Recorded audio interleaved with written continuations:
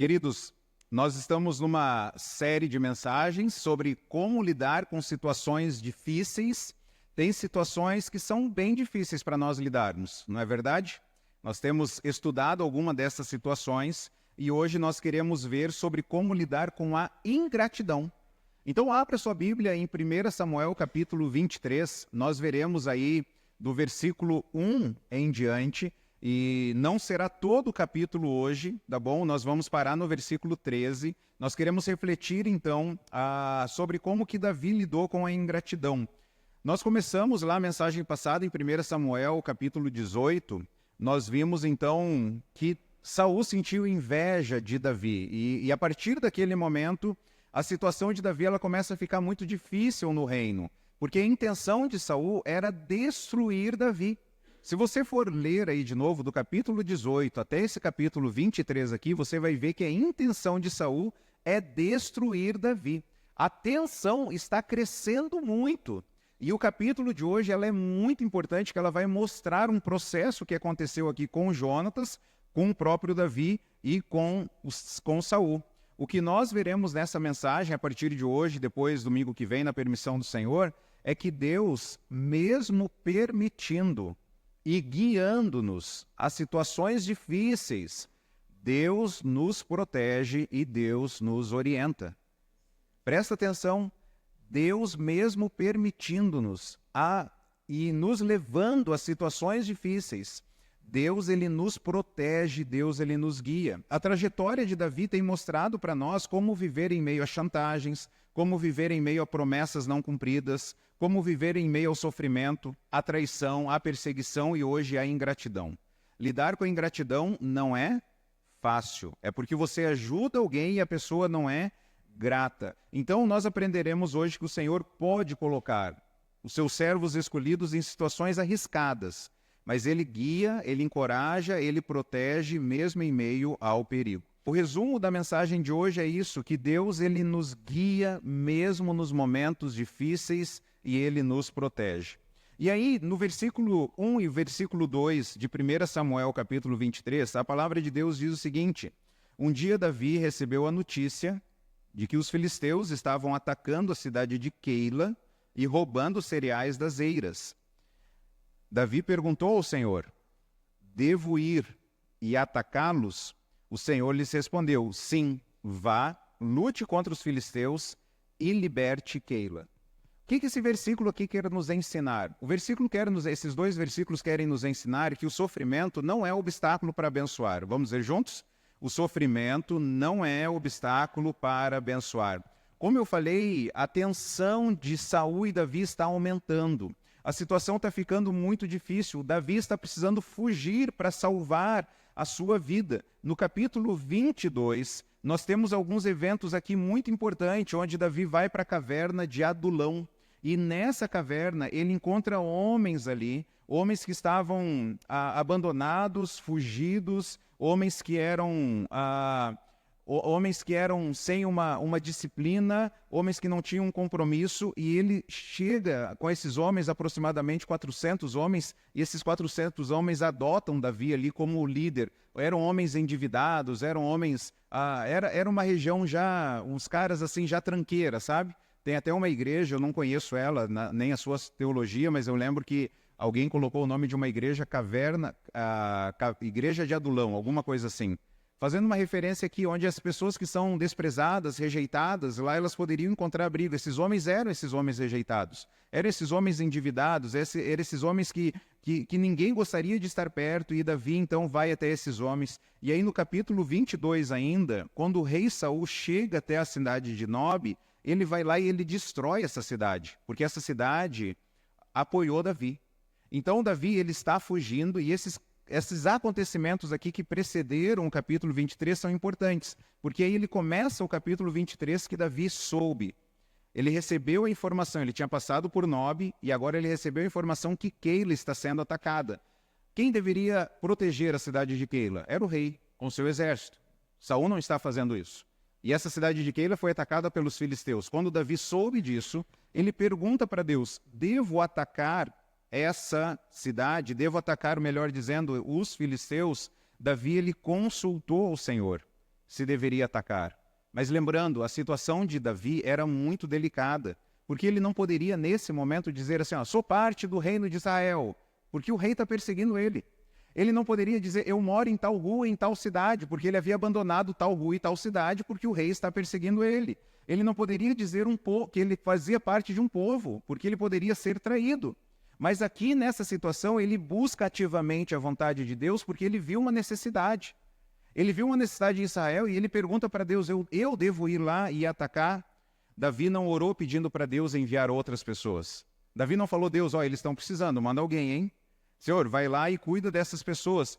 Davi olhou para Deus e, como em outras palavras, ele falou, Deus, olha essa situação aqui, eu estou aqui, se o Senhor quiser me enviar para lá, eu pego essa galera aqui que já é todo mundo desprezado, rejeitado, ninguém está muito afim de viver mesmo, a gente vai lá e tenta libertar essa cidade. Se o Senhor quiser, dá o comando, eu vou lá, né? Não tenho exército montado, estou fugindo, mas se o Senhor quiser me usar, eu vou. Talvez, Davi falando para Deus, talvez eu possa ser resposta de oração deles. Se eles estão orando por um livramento, porque os filisteus estão atacando eles, e o Senhor achar que eu posso ser o instrumento do Senhor para libertar, eu estou à disposição aqui para ir para uma guerra.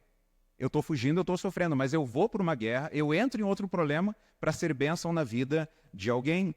E essa questão fala muito forte comigo, irmãos, porque tem muitas pessoas que oram e clamam a Deus por soluções. E se nós não estivermos sintonizados em Deus, nós podemos perder oportunidades de ser bênção na vida de pessoas. Eu sempre lembro com muita emoção de alguns amigos meus, assim, pessoas que são exemplos para mim. Quando eu penso em família, eu penso nesse casal, de um grande exemplo na palavra, pessoas piedosas, pessoas que amam ao Senhor. E eu lembro uma experiência que eles contaram, já contei isso para os irmãos, que eles estavam numa grande igreja, tinha um zelador dessa igreja, e um dia Deus tocou no coração desse casal para comprar, aqui, eu acho que nessa região chama-se Velotrol, né? O triciclo. Comprar o triciclo para uma criança lá, um dos filhos do zelador.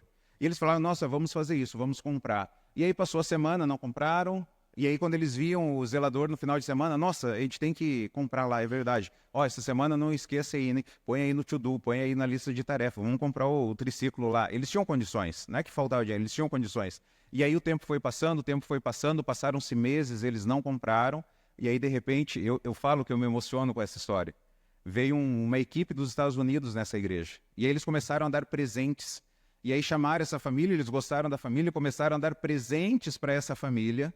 E aí, de repente, quando eles abrem um presente lá, o pai começa a chorar, a mãe começa a chorar, porque era um triciclo.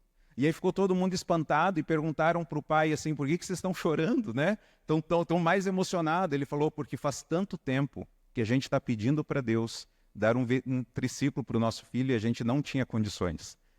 E aí esses meus amigos começaram a chorar onde eles estavam, eles se olharam e eles falaram assim, nós poderíamos ter sido resposta de oração para eles. Nós perdemos o privilégio de ser resposta de oração para alguém que estava fazendo. Deus estava pedindo para nós. Deus estava nos dando o privilégio de abençoar alguém, sermos instrumentos de alguém, mas na nossa correria, no nosso foco em nós mesmos, nós perdemos esse privilégio. Deus trouxe pessoas de outro país, atravessaram um oceano, atravessaram um país, atravessaram um continente para chegar aqui e ser resposta de oração para eles. E eles falaram assim, a gente aprendeu a lição, nunca mais, quando o Espírito Santo nos dirigir a fazer algo, nunca mais a gente vai demorar, porque nós podemos ser resposta de oração na vida de alguém. Gente, perceba, pessoas sintonizadas com o céu. Davi aqui falando, Deus, se o Senhor quer que eu seja essa resposta de oração, eu vou lá. Então, queridos, a lição que nós aprendemos aqui, que não importa o seu estado emocional, não importa como que está a sua despensa, não importa como está o seu sustento, não importa como está a situação do seu carro, se Deus está te chamando para ser bênção na vida de alguém, vai lá e seja. O livro de Tiago, capítulo 4, versículo 17, diz o seguinte, pensem nisso, pois quem sabe que deve fazer o bem e não faz, comete pecado. Quem sabe que deve fazer o bem e não faz, comete pecados. Vamos ler juntos? Quem sabe que deve fazer o bem e não faz, comete pecado. Pecado não é só ação, pecado também é omissão. É quando, por exemplo, terminar o lanche ali depois da noite, você vê que tem algumas coisas e você fala, mas alguém vai catar. E aí você vai embora. É omissão. Porque se você olhou, se você viu, peraí, deixa eu ser resposta de oração. Deixa eu já, ontem quando a gente estava no GC, né, irmã Vera, estou lembrando da irmã Vera aqui, estava terminando, foi recolhendo tudo, foi limpando tudo, pegou até um copo de refrigerante de alguém que estava bebendo já, e estava indo, a pessoa, não, calma aí, irmã Vera, calma aí que eu estou bebendo ainda, né? Proatividade, iniciativa, não é aquela pessoa, deixa eu já ir embora, antes que vai começar a dar trabalho aqui. Alguém teve que espalhar essas cadeiras, alguém teve que limpar o chão, alguém teve que preparar esse ambiente para nós aqui. Irmãos, iniciativa, porque omissão é pecado. Aquele que sabe que deve lavar a louça e não lava, comete pecado. Aquele que sabe que deve arrumar o quarto e não lava, não arruma o quarto, comete pecado. Aquele que sabe que deve ir na padaria comprar pão e não vai, comete pecados. Então, você crê que Deus pode renovar as suas forças depois de você ajudar alguém? Sim ou não?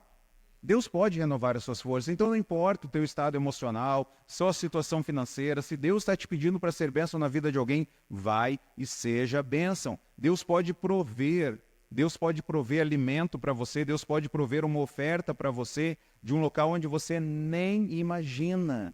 Já compartilhei para os irmãos na época do seminário que a gente tinha que orar para a escova de dente, para que nós tivéssemos escova de dente. Uma escova tá um negócio que tá até a escova de dente está sem dente, né? Já está sem fio já está aquele negócio assim vergonhoso. Deus, eu não tenho dinheiro para comprar uma escova de dente. E Deus vai prover e Deus vai levantar alguém.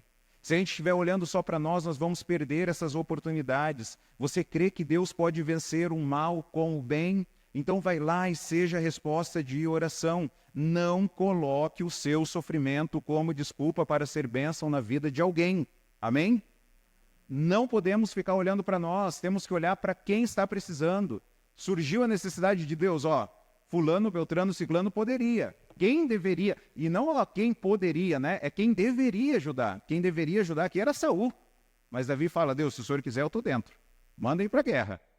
Eu ouvi uma história uma vez de um pastor, quando ele compartilhou que ele e o irmão dele, junto com o pai dele, foram num parque de diversão lá nos Estados Unidos.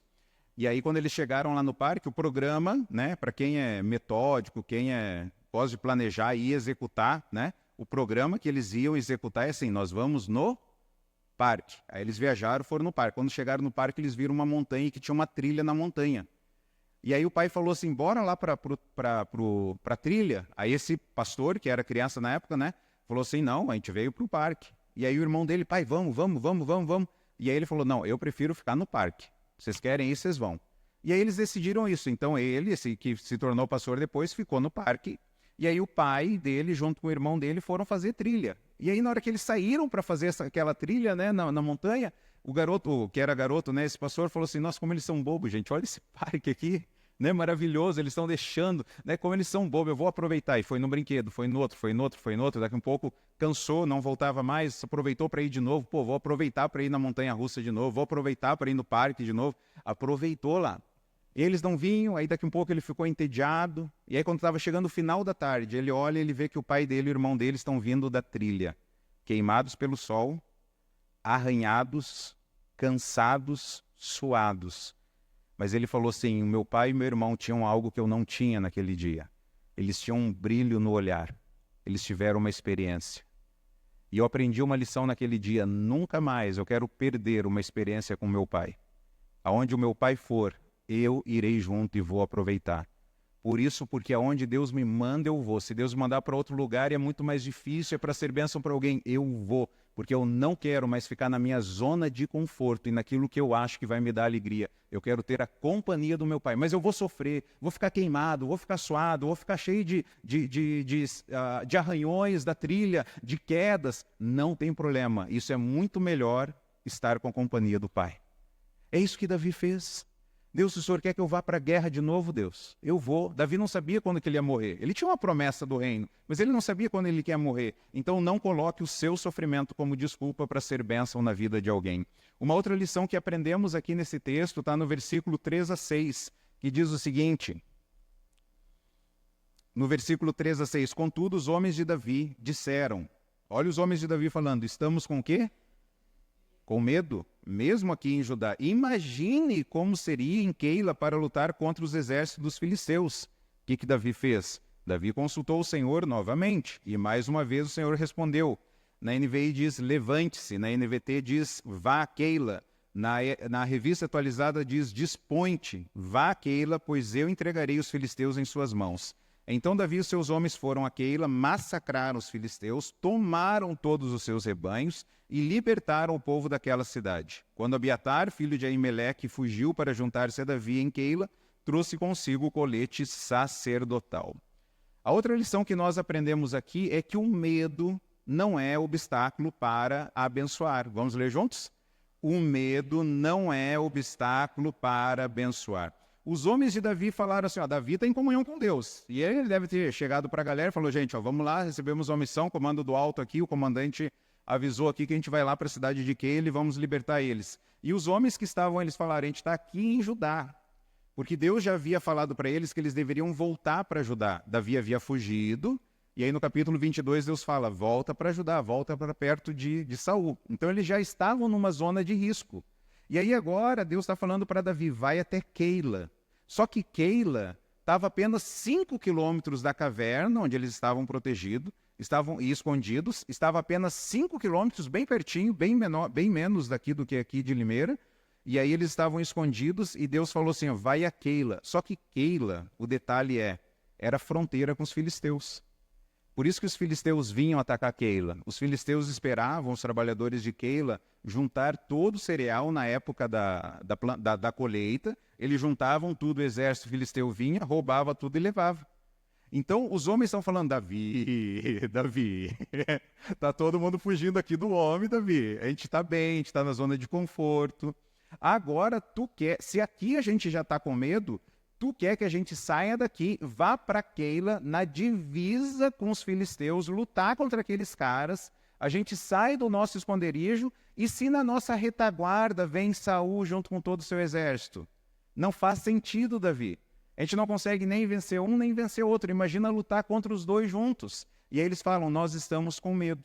Os homens de Davi estavam preocupados em se envolver em dois conflitos, tanto à frente como na retaguarda. Esses homens, como eu disse, eram marginalizados, sem terra, sem esperança, não era o exército formado, não era o exército preparado para a guerra. O que Davi fez? Consultou a Deus novamente. E o que Deus fala? Na NVI fala, levante-se. Na NVT, vá a Keila. Na revista atualizada diz, dispõe-te. Vamos, Davi, vamos, eu já dei a ordem. E aí você pode pensar, Deus, mas eu estou com medo de sofrer. O que Deus fala? Levante-se.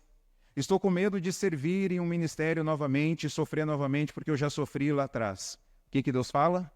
Levante-se. Estou com medo de me decepcionar com as pessoas, porque eu já me decepcionei lá atrás. O que Deus fala? Levante-se. Eu estou com medo de sair ferido de novo. Levante-se. Estou com medo de me decepcionar. Levante-se. Estou com medo de sair no prejuízo de novo. Levante-se. Deus, eu estou com medo. Levante-se. Levante-se. Seja bênção na vida de alguém. O medo não pode ser obstáculo. Se você deseja ser usado por Deus, eu quero te perguntar, do que você tem medo? Você tem medo de amar? Eu vou sofrer novamente. Você tem medo de servir? As pessoas vão me explorar de novo. Você tem medo de exortar alguém, repreender alguém? Não, a pessoa não vai gostar mais de mim. Do que você tem medo? Você tem medo de se envolver em algum ministério? Você tem medo de talvez terminar o relacionamento com alguém que não está agradando a Deus? Olha, a gente tem que parar aqui. Você tem medo de fazer algo? Do que você tem medo? O medo não pode ser obstáculo para fazermos a vontade de Deus. O perfeito amor expulsa o medo. O amor de Deus que foi derramado no nosso coração nos leva então a amar a Deus e amar ao próximo. E aí quando a gente tem esse amor a Deus, fala, Deus, o risco é grande, eu posso sofrer de novo, eu já tive experiências assim que me mostraram, a minha consciência fala, não vai, o meu cérebro está falando, não vai, a minha mente, o meu raciocínio está falando, não vai, mas Deus, se o Senhor está falando para mim ir, eu estou indo em nome de Jesus.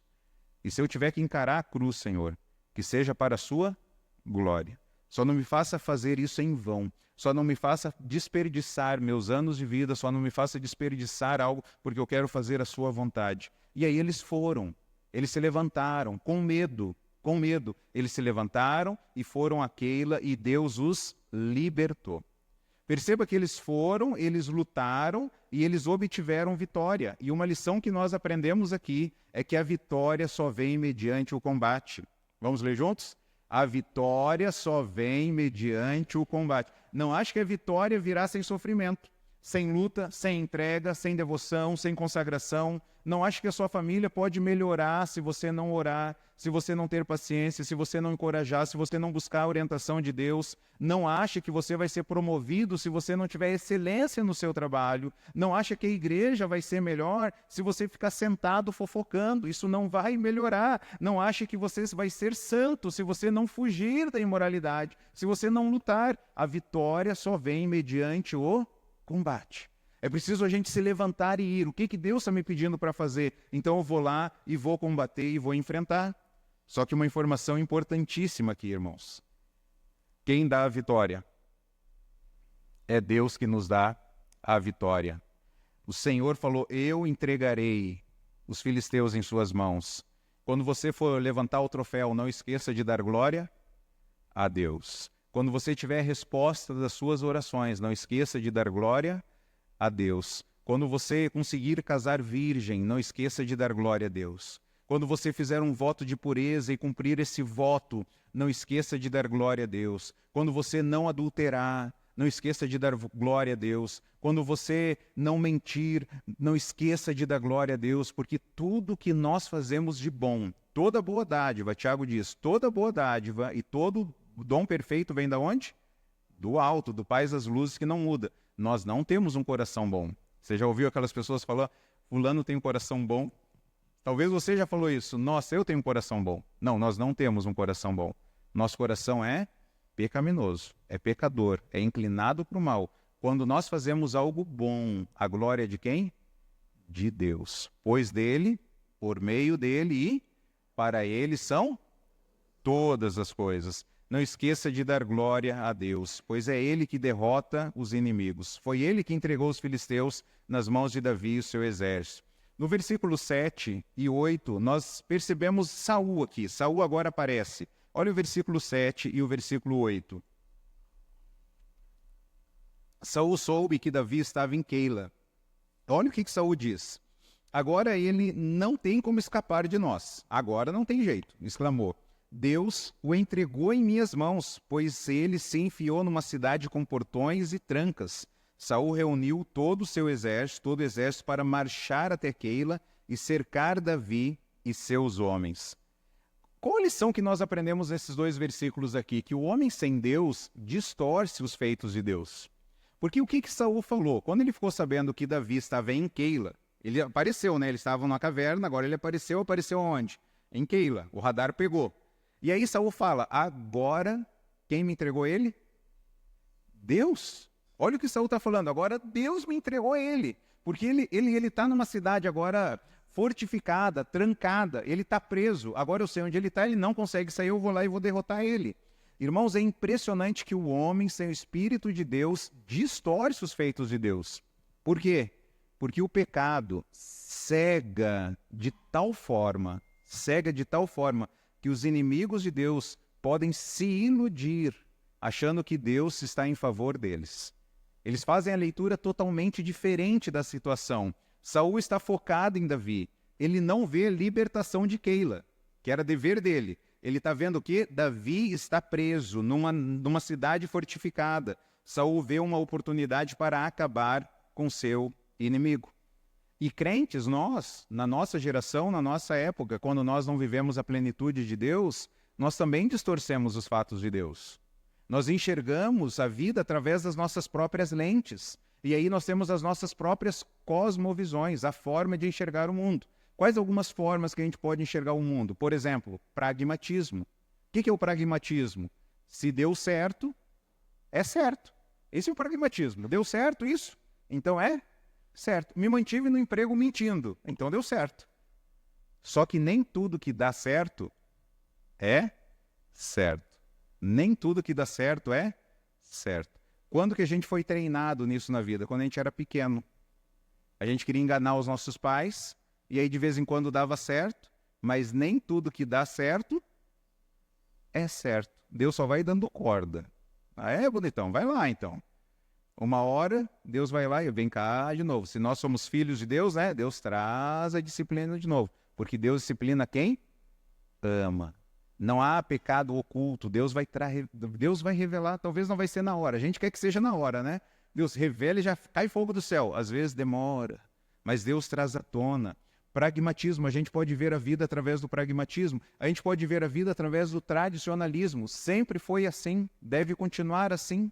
Talvez a gente pode ler a vida através das nossas próprias vontades, dos nossos próprios desejos. Irmãos, é incrível quantos aconselhamentos, quantas conversas que eu já tive na minha vida, onde eu falo para as pessoas, olha, a vontade de Deus é essa aqui.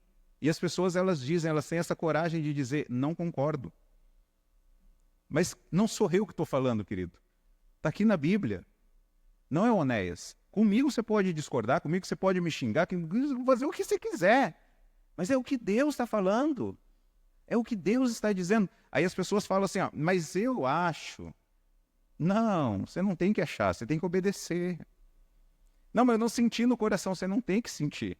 Você tem que baixar a cabeça e obedecer. A gente é servo de Deus, a gente é criado para a glória de Deus. Nós não estamos aqui para fazer o que nós achamos que temos que fazer, a gente está aqui para fazer a vontade de Deus. Pense aí numa área difícil, cada vez mais, educação de filhos. Olha para a Bíblia, o que Deus fala sobre educação de filhos. Aí você fala, mas eu acho. Meu pai nunca fez isso. Minha mãe nunca fez isso. Não interessa se o seu pai e sua mãe fez certo ou fez errado. Importa o que Deus está falando para fazer. Ah, como que eu vou conduzir os negócios? Olha para a Bíblia. Ah, como que eu vou lidar com as emoções? Olha para a Bíblia. Todas as respostas estão aqui. O nosso desafio não é encontrar essas respostas e interpretá-las segundo a vontade de Deus. E aí, quando a gente entende a vontade de Deus, a gente se curva e fala, Deus, tá bom, eu vou lhe obedecer. Oh, eu posso, Deus, eu acho que poderia ser diferente, mas quantos aconselhamentos que por dentro eu falo, Deus, dê graça a essa pessoa, Deus. Eu falo assim, eu não sei o que eu faria se eu estivesse no lugar dela. Uma mensagem que eu preguei aqui, como lidar com sofrimentos permanentes.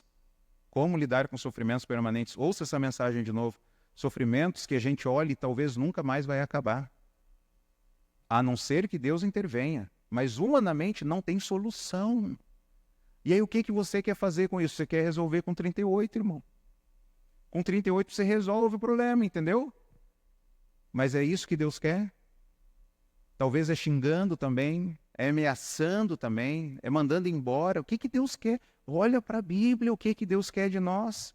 Então nós podemos, homens e mulheres, sem a plenitude de Deus, podem distorcer os feitos de Deus. Eu lembro um aconselhamento de muitos anos atrás, onde eu falei para a pessoa, eu falei, não faz isso, não faz. Não é a vontade de Deus, não faz isso. A pessoa foi e fez. A pessoa foi e fez. Sabe aquelas coisas de mulher, gente? A frase que a mulher mais fala para o marido qual é? Eu te disse, não é? E aí, nessa situação, eu sabia que ia acontecer isso, porque estava nítido, só que a pessoa está cega pelo pecado. Eu falei, não faz isso. E uma coisa, a gente fala e a gente dorme em paz, tá bom? Porque o problema da pessoa não é com a gente, o problema é dela com quem? Com Deus. A gente dorme em paz, a pessoa saiu falando mal, não sei o que, cara, é o problema dela e Deus. E aí a pessoa saiu, fez o que eu estava falando, não faz isso. A situação dela era muito difícil, era complicada. A gente tinha que desenhar a situação dela para a gente conseguir entender os vínculos, né? Não faz isso. Olha, à luz do que eu estou entendendo na palavra de Deus, eu acho que você deve fazer isso. Não, mas eu vou fazer, então tá bom. Gente, não deu 3 meses. Voltou chorando. O que eu faço agora? Agora dobro o joelho e vamos orar, né? Porque agora é Deus que tem que resolver isso aí. Ele te deu a oportunidade antes de pegar uma alternativa. Você optou pelo outro. Agora é consequência disso. Então a gente tem que agora buscar entender a vontade de Deus nessa situação. Porque o pecado, ele nos cega. O pecado endurece o nosso coração. O pecado faz com que o nosso coração vire uma pedra e a gente não está mais sensibilizado ao Espírito Santo, ao que Deus está dirigindo. Então, nós devemos ser como Davi, sintonizados ao Espírito. Lembra que eu mencionei na mensagem passada que Samuel ele lida, né, uma característica literária aqui são os contrastes. Veja Davi aqui, ó, super sintonizado a Deus, consulta a Deus. Davi não. E Davi consultando a Deus e Saul aqui totalmente obstinado. E em quarto lugar, no versículo 9 a 12, nós aprendemos que não importa a situação, consulte a Deus antes da ação. Vamos ler de novo? Não importe a situação, Consulte a Deus antes da ação. Olha o versículo 9 a 12. Diz o seguinte: Contudo, Davi soube do plano de Saul e pediu a Abiatar, o sacerdote: traga o colete sacerdotal. Então Davi orou: Ó Senhor, Deus de Israel, eu ouvi que Saul planeja vir e destruir Keila, porque estou aqui.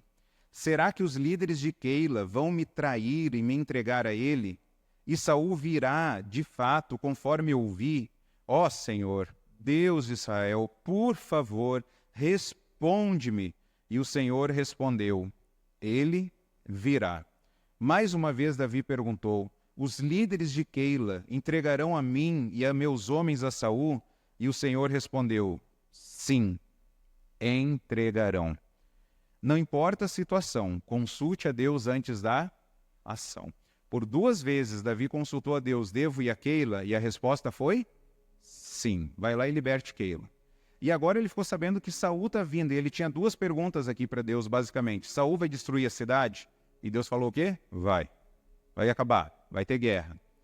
E esses homens aqui, eles vão me entregar a Saul? O que Deus falou? Vão entregar.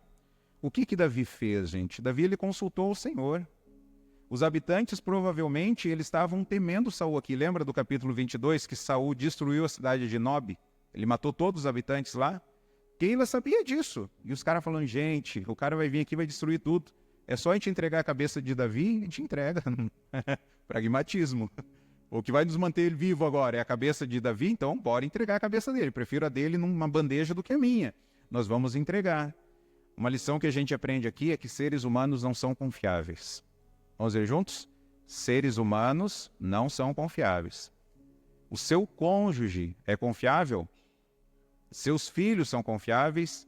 Seus pais são confiáveis? Não. Foi diminuindo os não, né?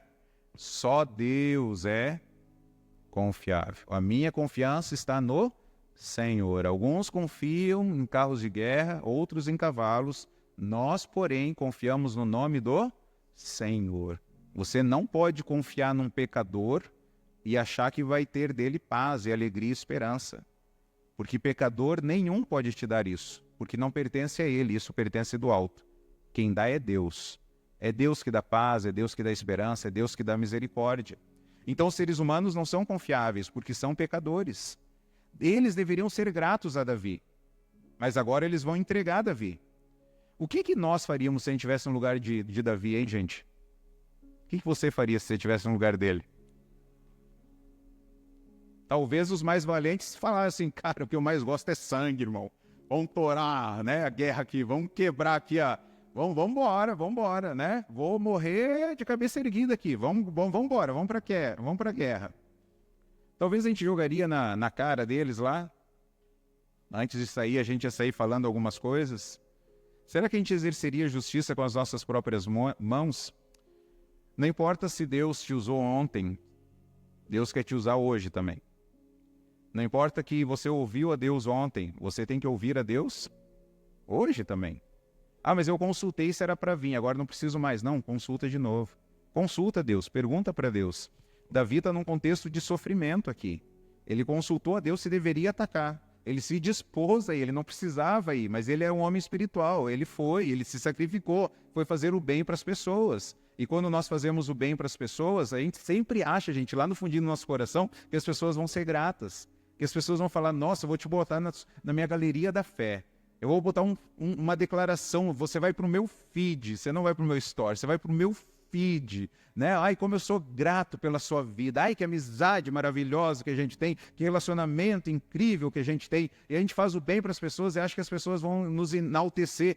Foco errado, isso é foco humanista, foco no homem. O nosso foco deve ser teocêntrico, em Deus. Se Deus mandou a gente ir ajudar e a pessoa nos deu bem no meio da cara, o que a gente vai fazer se nosso foco estiver em Deus?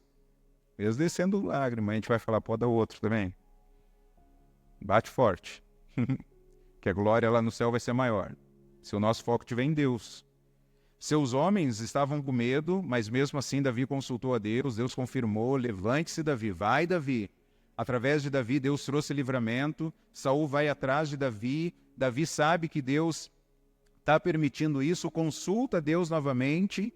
E aí Davi recebe a informação, sim, Saul está vindo, vai ter guerra de novo, e sim, esses homens vão te entregar. Cara, o que você faria lá no lugar, hein?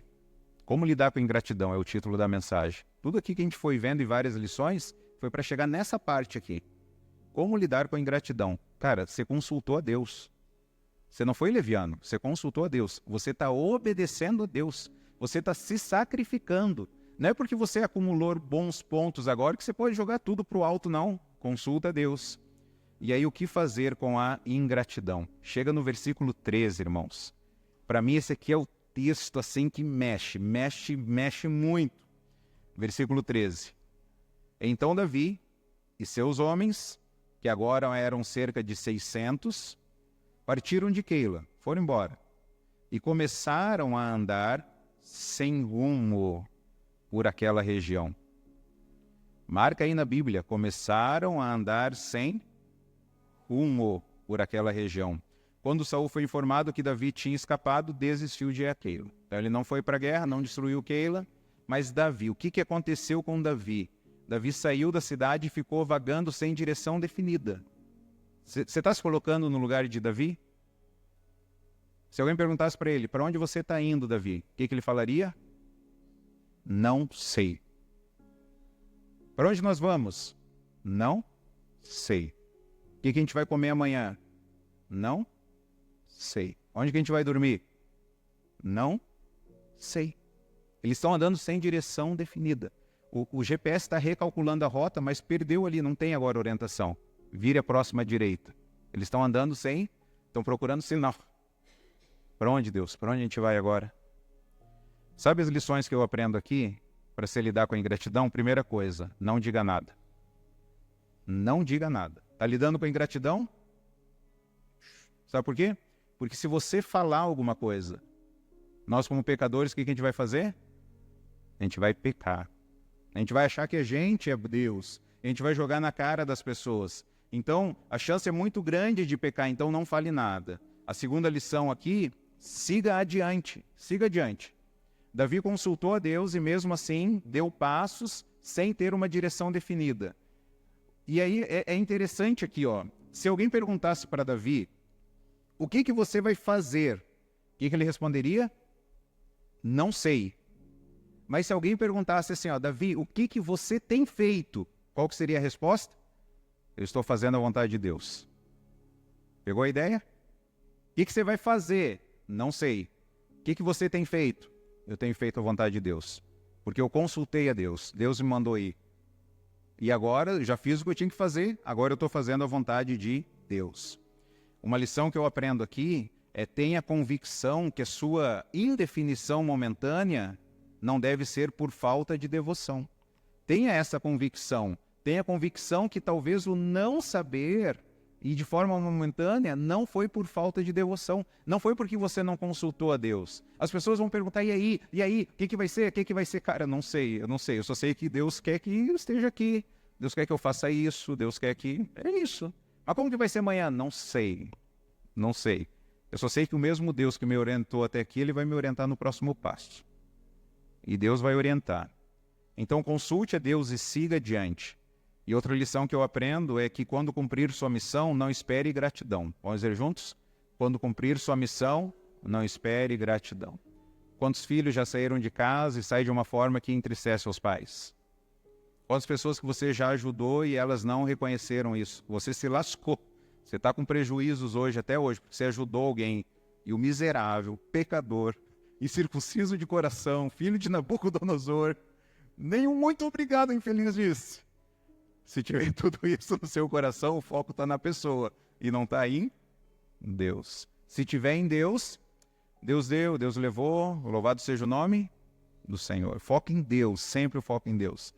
Não espere gratidão, não espere. Olha o que diz Lucas, vá lá para Lucas capítulo 17, versículos 7 a 10. Lucas 17, versículos 7 a 10.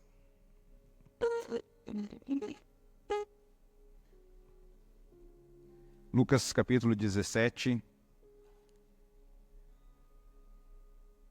versículo 7 a 10. Quando um servo chega do campo depois de arar ou cuidar das ovelhas, o senhor lhe diz: venha logo para a mesa comer conosco? Não. Ele diz: prepare minha refeição, apronte-se e sirva-me enquanto como e bebo. Você pode comer depois. E acaso o senhor agradece ao seu servo por fazer o que lhe foi ordenado? Jesus está dizendo: da mesma forma, quando vocês obedecem, devem dizer: somos servos inúteis, apenas cumprirmos nosso dever. Terminou de pregar aqui, tem que sair daqui, servo inútil. Só fez o que Deus mandou. Não esperar gratidão de ninguém, aplauso de ninguém, reconhecimento de ninguém. Ai, olha que mensagem boa, olha como Deus falou comigo, ai que não sei o que. Não, servo inútil, não fez nada do que devia. Terminou o aconselhamento da mesma forma. Discipulou alguém, aconselhou alguém da mesma forma. Você conversou com seu filho, investiu no seu filho, não espere gratidão. Você deve dizer: somos servos o quê? Inúteis. Fez na empresa, foi além lá na sua empresa, deu um passo a mais na sua empresa, tenha isso em mente. Somos servos inúteis, não fizemos nada além do que fomos mandados a fazer. É difícil a gente ter esse entendimento, não é? Porque o que a gente espera? Tapinha nas costas. Você é um bom pai, você é uma boa mãe, você é um bom filho, você é um bom amigo, você é uma boa amiga, você é um bom conselheiro, você é um bom conselheiro, é isso que a gente espera. Mas o nosso foco tem que estar em Deus, porque se você esperar isso dos pecadores, não vai dar certo. E olha que interessante, irmãos, a Bíblia ela é um livro que Deus está compartilhando conosco a história da redenção. E a gente tem que sempre ler o texto no contexto, né?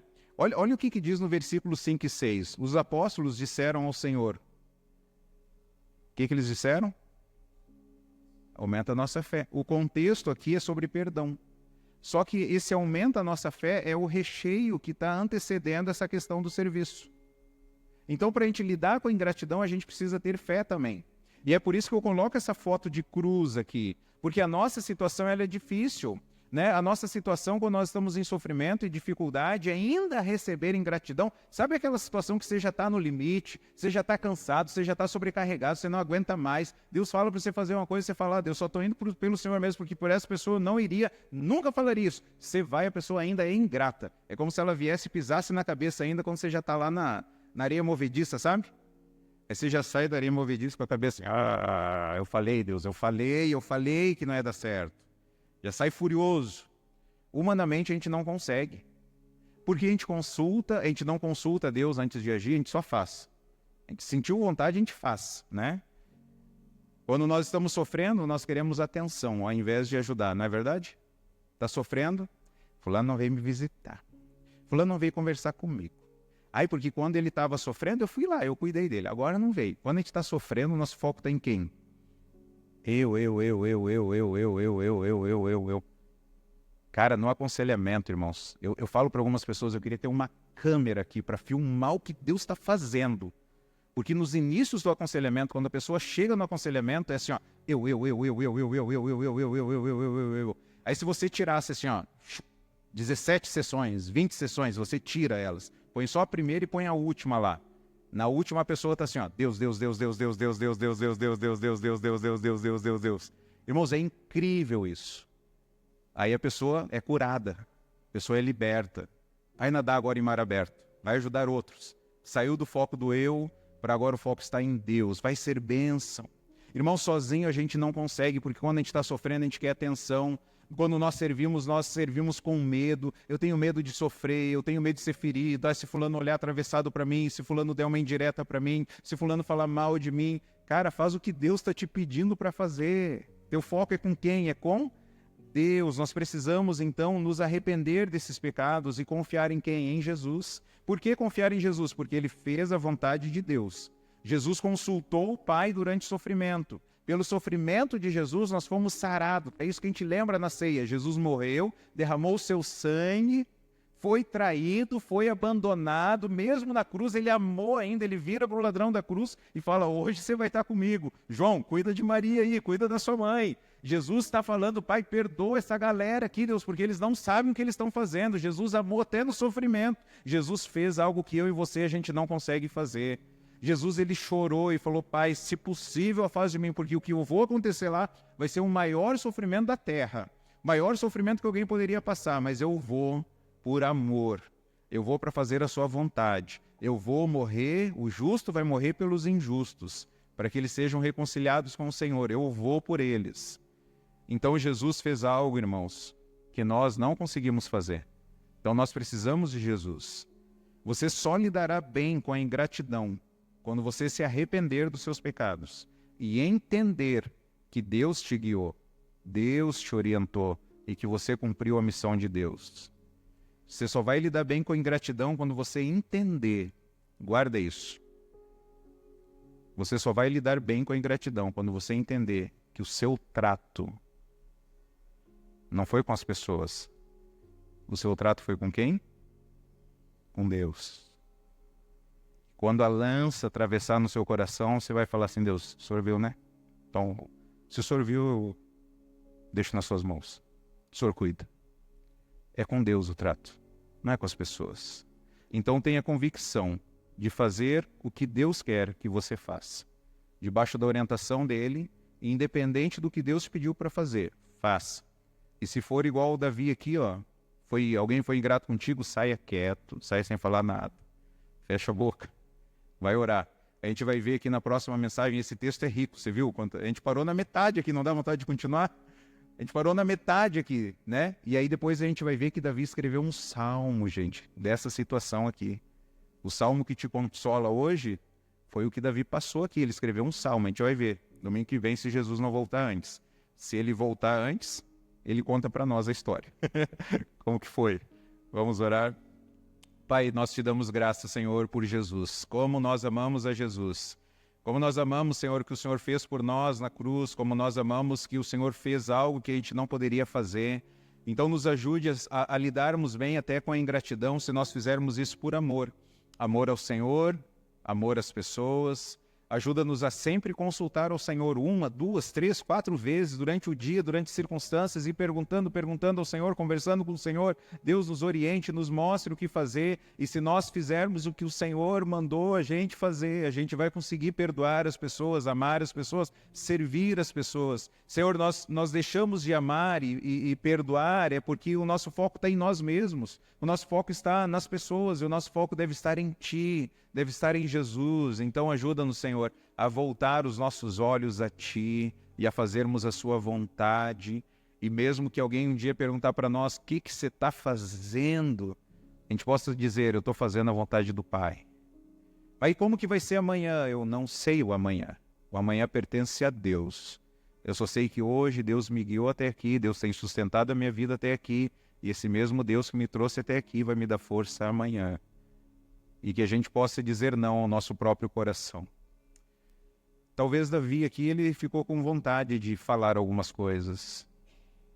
Talvez de agir, mas a Bíblia não relata nada disso, ele simplesmente saiu. Então, pela fé em Jesus, que a gente consiga também se calar, aguentar quieto a ingratidão, mas estarmos preparados para perdoar, preparado para amar, preparado para servir, porque é isso que a gente aprendeu com Jesus. Nos ajude, é no nome de Jesus Cristo, nosso Senhor e Salvador, que nós oramos. Amém. Amém. Vamos louvar ao Senhor.